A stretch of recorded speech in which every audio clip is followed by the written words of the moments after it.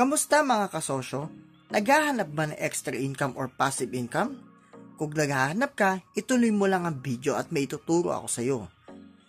Alam mo ba sa halagang 11K monthly, pwede ka na magkaroon ng Airbnb business na kayang kumita ng 2,500 hanggang 3,500 everyday? Dahil may social media platform pa tayo na gagamitin para sa iyong business katulad ng Facebook, Instagram, YouTube, TikTok at Twitter.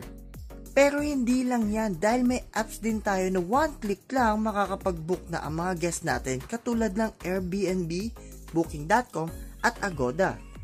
But wait, there's more. Ang kinaganda pa nito, fully furnished siya, meaning may gamit na.